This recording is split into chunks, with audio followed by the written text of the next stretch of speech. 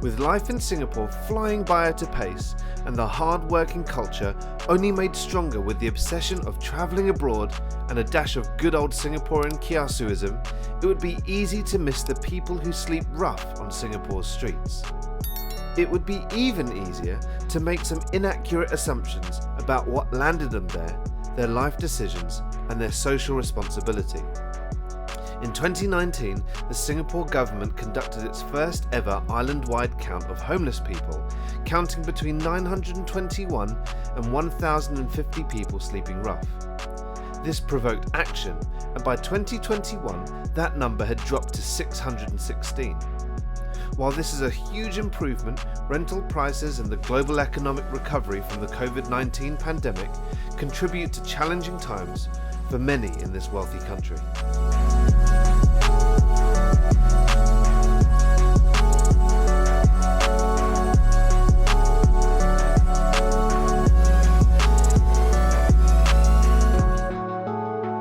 I've travelled here to Sembawang Park today to meet author and mother of four, Liyana Dhamirah, who in 2010 found herself mother of two sons, pregnant and homeless. Liyana, thank you so much for coming out to meet me today. Thank you so much for having me. I was given your book. A friend of mine gave it to me and I read it all in one sitting. I couldn't put it down. I had a slight pause in between where I put my kids to bed and then I carried on into the evening. And I was fascinated by your story. We are right now, I guess, not too far away from where you lived for a short while. Yes, not too far away. It's just a few walking distance. Could you tell me a little bit about how you ended up living here at the park? Okay, so more of the details I've already written in the book, but I think what I can share is the gist of it, which is the breakdown of communications between family and me having to be chased out of my mother-in-law's flat back then, and we did not have any other places to stay at that point. And unfortunately or fortunately, it happened that day to be a holiday. It was the Hari Raya, and in our Muslim beliefs that Hari Raya is a time for celebration, to celebrate the 30 months of fasting, and we found ourselves homeless back then, being chased out of the home. So that was when, we knowing that it's a public holiday usually, the parks will normally be open to families having their activities over here. So we decided to go to the park to kind of like camp out for 3 days. The initial intention was to just camp out for a few days, just to release our mind of what shocking incident that we've been put through, and then find some solution thereafter. But what we didn't know was that the thought of staying here at a park for 3 days turned out to be 3 months after. Well, I thought it was interesting. Obviously, you'd been through a very, very traumatic experience that led to you being here. One of the things you mentioned in your book was how you felt a sense of peace when you arrived. Could you tell me a little bit about that? That's interesting, isn't it? It's a wonder what nature can bring to us in times of when we are in distress or feeling a lot of all the negative feelings that may pop up, right? So I think the sense of peace, calm when we were here camping out was largely attributed by the environment that we are in. And also by the community of people that we managed to befriend and get to know while the period when we are here. So I think the peace comes from there. And it also helped because I think one of my dreams is to have a beachfront house. So that's almost nearing where my tent was placed facing the beach. And every time when I open up the zip to exit from the tent and I see the sea, it some sort of bring in a sense of calmness to whatever that I was facing at that point of time. Sure. So one of the things that impacted me deeply when reading your book was that when you were looking for somewhere to stay, when you were essentially homeless, Singapore as a country has systems in place to help people like that, but it was a human who got in the way. And it was heartbreaking because you were so close, yet so far, and it was all dependent on who the person was behind the desk on the day. And if it was someone who showed more compassion, you wouldn't have had to go through those months of anguish and pain while you were pregnant, may I add. If you had the opportunity to have a conversation with the uncle who essentially treated you with prejudice and very little grace, what would you say to him today? Wow, there's a lot to unpack there actually. But I think for a start, it's the situation. It's the situation at that point of time that we have to be mindful of as well. That it could be various reasons around there. That's one. But I could, in retrospect, reflecting back on that particular moment in itself, which actually did scar me, honestly, because his words did leave an impression on me for quite some time and up until now. But now I kind of like, hey, it's different, right? You try to brush it off. Yeah. But the thing is that upon reflecting on it, it is easy for one to kind of like generalize a certain subset of community, or for example, in my case, as a Muslim Malay, and I'm approaching him as a Malay pregnant woman who's young at the point of time. I'm about 22 back then, and is seeking for shelter. And there are some thinking or perspective around at that point was that the community has a lot of early marriages, and there are this kind of issues that is at present that not up to the state to solve, and it's up to the individual to do so. And I'm not against being self-reliant, I'm for being self-reliant. But in terms of me, there are certain things beyond what you see or what you may try to understand at that point that needs to be unpacked further. And it saddened me at that point of time when I had that meeting with this particular individual, this uncle, who just simply said that we understand you have a problem here, but do know that this problem is not unique, or you are not alone in facing this. There are a long list of people waiting to get a shelter. I think what you may try to do is to go to a backpackers hotel at Geylang. They do offer like an overnight stay over there at a low price. So at that point, being, I think partly because I'm hormonal, being pregnant, right, kind of affect me really greatly, because one is he's being insensitive in terms of his response, and secondly, oh God, I don't know whatever biases that he might have and whatever thinking that he may have present at that moment, and that impedes the nature of trying to understand or perhaps give me other solution that may be viable in my situation at that point of time, instead of like recommending me to go to a backpackers hotel. So what would you say to him today? I would say to him to really look into his own conscious or unconscious bias, to really understand a problem deeper than what it really is, to approach any matter with a more curious mind, to ask more questions, to understand better, and then work with the individual or the clients that he's working with to find some feasible, viable solution, instead of just brushing it off and going the easy way out. Do you think the bias that he saw, do you think the bias removes the humanity of people? Do you think he came and saw you? This is not really a question that I'd prepared you for, I'm sorry. But do you feel that do you think that he saw an image rather than a person? I would say so. Because bias sets in a way where you have a form of image of a person in mind already before you approach that particular person.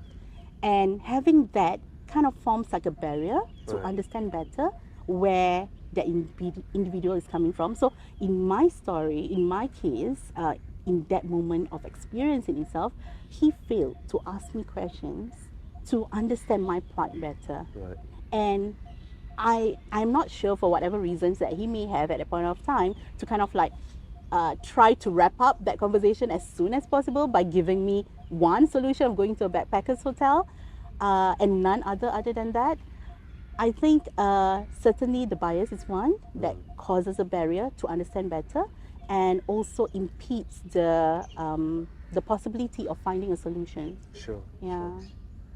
Your situation, this was going back to 2010, okay? I've done some research and I've found that Singapore did its first national count of homeless people in 2019, island-wide, where they found between 950 to 1,120 or something around that area. So there was some discrepancies, so let's call it 1,000 Yeah. people who are sleeping rough. The majority were males over 50, and a lot of them were already homeowners, but through family fracture felt they couldn't go back home. One of the things I felt very encouraged by initially was that 2019 to 2021, when they did the next count island-wide, that number had reduced by 40%. Yeah. So that's 400, roughly 400, that it had reduced to 616, I think was the number on the streets. Right.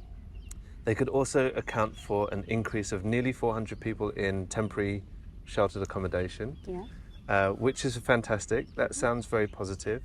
But I have a concern now, which is that recently there's been a huge hike in property rentals prices, right across the board. And I mean, logically, to me, that means that people are less able to afford their housing. Possibility. And this number could rise again. Yeah. Would you be able to talk to that scenario a little bit for me? Yeah, that's very interesting points that you brought up. I think the national street count is one thing, and honestly, I think more can be done there as well in terms of understanding the context of those people who might not see themselves as homeless, but they are, in fact, are, right? That's one. And then on the subset of the rising prices for rental nowadays in Singapore, wow, you touch a good note there, that could be a real possibility of more people not having the means to afford a home, right? Being it's rented or not. So I think one is the definition of how one is homeless is yet to be discovered here in Singapore. Right. You can't just count it off basing on just someone on the streets and sleeping rough. But there could be a possibility when someone doesn't have a home but is sleeping from couch to couch. Yeah. Relying on friends or relying family. on friends and families, and then when they exhaust that option, then they will look for maybe backpackers hotel, trying their very best to not sleep rough. Yeah. Right? But essentially they are homeless. Yeah. Right? So that's one subset. And then there are those shift workers, those people who are earning low-paying jobs, from low-paying jobs.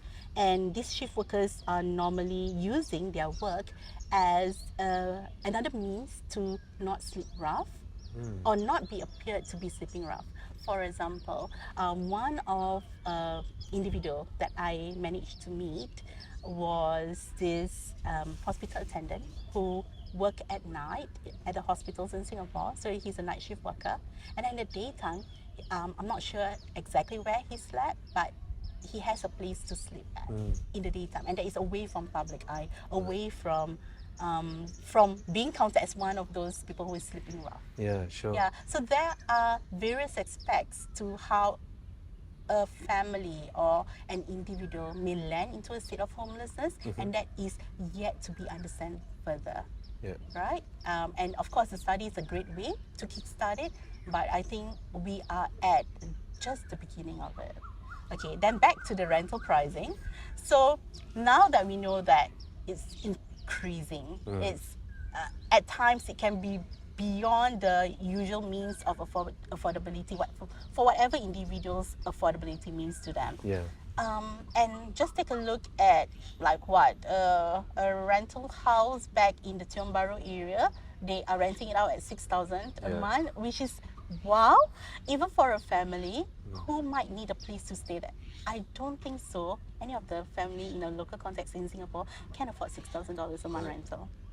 And of course, that you would argue with me that okay, there are other outskirts of Singapore and Sure. the other states not in the central area of Singapore that you can live at, but still the pricing is not significantly reduced. Yeah. Yeah. Yeah.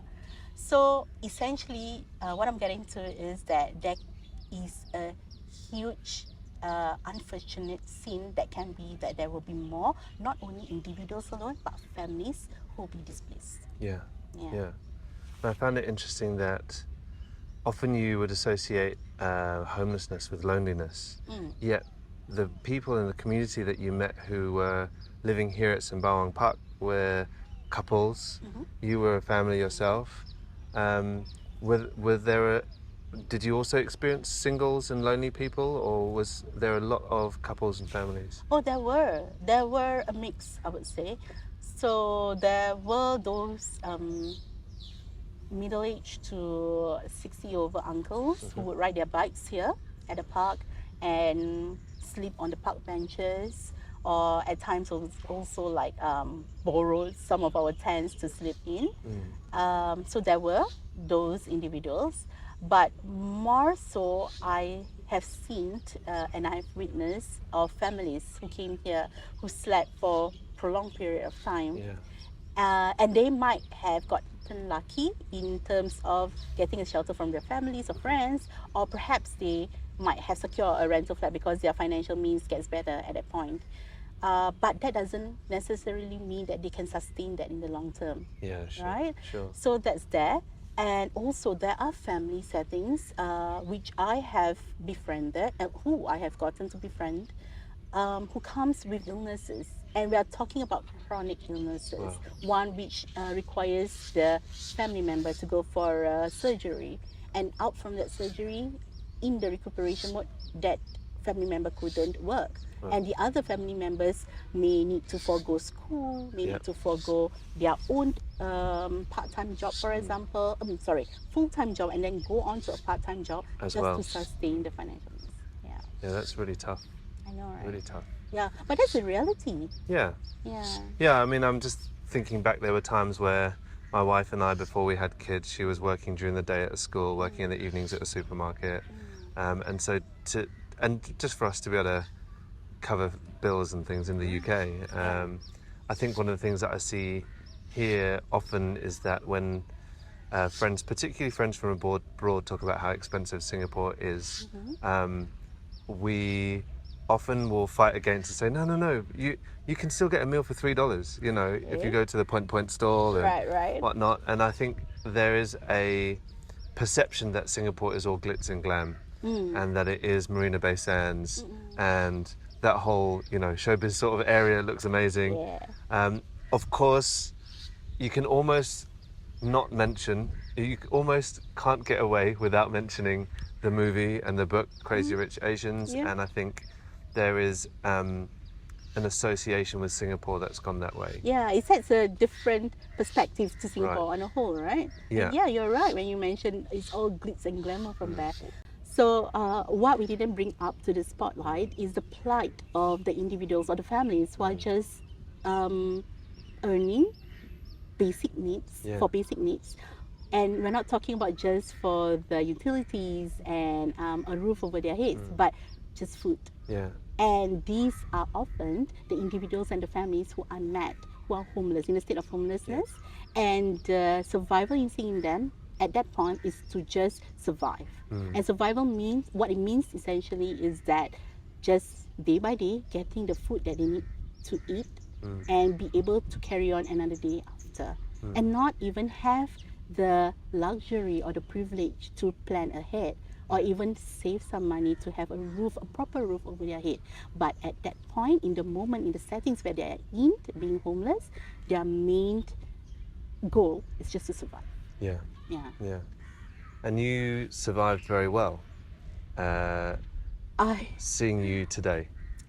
In a way, yes, because I have instilled in me that I'm never a victim but a survivor, and essentially that's how I go about for me in my life.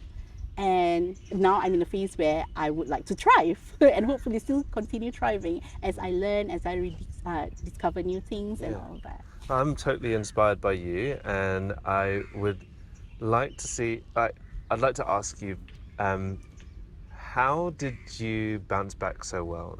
You had a very unfortunate abuse situation when you were 15, 16, pregnant at 16. You had a husband who cheated on you all the time. You had no home. Your 2 boys who you loved dearly were in another country because you loved them. You put them I want them to be safe. It's painful. I mean, for me and my 2 kids, to love them and to be in a situation, and I would do it if I had to, but to be in a situation where my love forced me to separate would be painful. Yes. And no, I can't even begin to imagine. I'm an emotional person anyway, and I'll probably end up crying. How did you turn it all around? Through all the pain, through all the anguish, through all the you could call it a series of unfortunate events. How did you maintain hope? Wow, that's a big question there. But I think for me,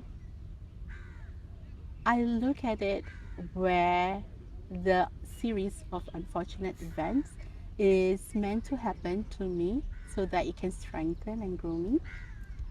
And I kid you not, and I will be lying to say that, oh, I did not feel any anger or any sadness or any form of defeat or a feel of demoralization at that point of time. I did. However, I think what has been helpful for me was to be able to turn the course of my events and getting the bits of learning which I can get from that.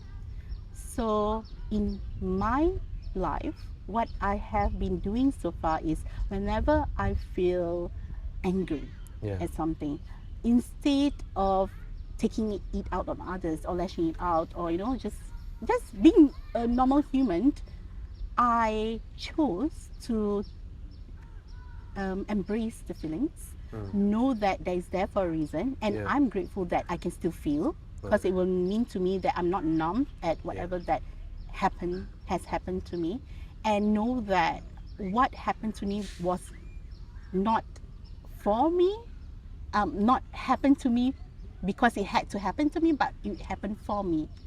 In my earlier words, to strengthen and to grow me, right? That's one.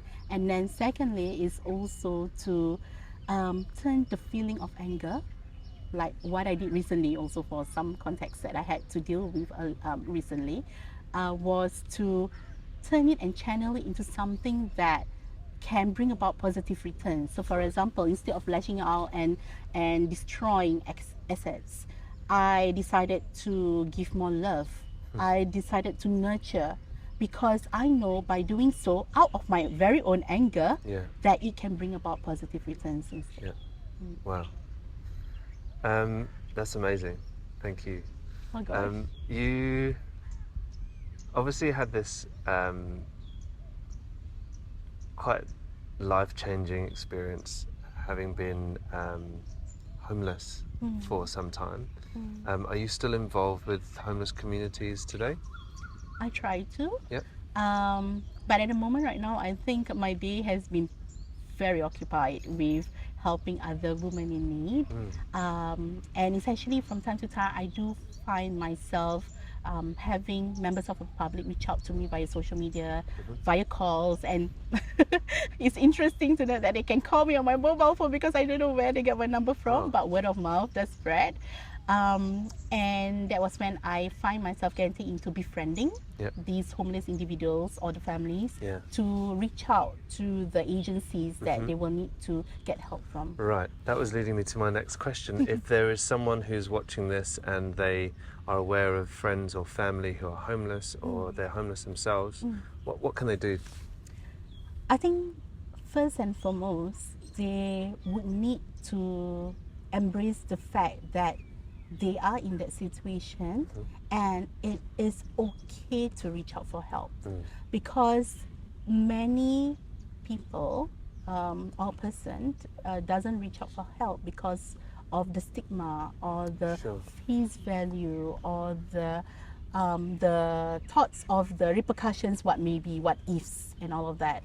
But I want them to know that it is okay to reach out in your time of dire needs, Yeah. because that is when you are making an opportunity for yourself to find the actual workable solutions for you as you are progressing in this phase. Because the state that they are in, they need to identify it as just a phase at the Yeah. moment right now, and they can get out of that. And in order for them to get out of that, they will need to know that it's okay to seek help. Yeah. And the agencies that they can approach, there are various Yep. here in Singapore. I'm not sure if you want me to name them. Yeah, you can. That'd be Okay, great. so there are initiatives like Homeless Hearts. They do walkabouts and then speak and befriend the homeless uncles at the CBD area around there. So if you by happens to be homeless and you're staying in that vicinity, do reach out to them. I hope that they have access, these individuals have access to the internet or at least a phone. There are helplines, national care hotlines. Great. For women. There is the women's helpline that they can call into to find, to kind of like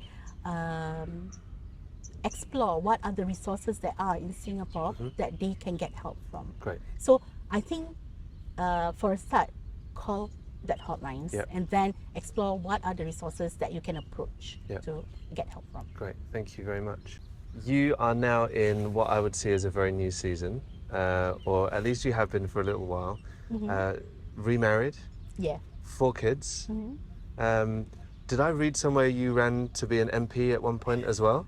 Yeah, I run for the general elections back in 2020 as well. Wow. Yeah. What's next for you? I don't know what's next, but I think what I have set course in motion is still to perhaps prepare for the next election. Okay. I've got the experience of the past elections, and I think that is quite an eye-opener for me. And aspiration to still be a parliamentarian is still there, because I feel that it is important to still have a seat at the table where policies and laws are being made. Right. Right? So that's one. And secondly, I am still very much involved in the social sector. So I'm with a social service agency right now, and we are helping women in need. And why women is because they are usually the undeserved minorities, and we are not talking about races here, right? Just a gender. So Yes. that's one. And also, I'm looking to write a second book. Hi. And hopefully being able to get a publisher to pick it up. If not, I hope to publish it out myself. Yeah. Wonderful. Thank you so much for taking your time out of your morning to spend some time with me, Thank you so much for this invitation to speak. to share your story. It has been a lovely conversation, Jonty. I've loved meeting you, Thank you. and yeah, hopefully people will watch it and be inspired by you in the way that I'm inspired by you, and that there is some nice practical advice for people who are in tricky situations too. So Hopefully so. thank you. Thank you. Well, I've had an amazing morning meeting Liyana. What a privilege to be able to hear her story from her. I find her to be incredibly inspiring, and I'm sure you will too. If all these topics of homelessness have affected you in any way, or if you know someone who's homeless or you're homeless yourself and would like some help, please do reach out to those different options that Liyana mentioned. I've also listed them below. But for now, do be inspired by her. Do use that inspiration to work on yourself in your own life. I hope that this story has helped to change your mindset maybe a little bit, and to be able to be more human and to be able to reach out to those around you. Please do comment, like, subscribe, share this story with your friends, and I hope to see you next time.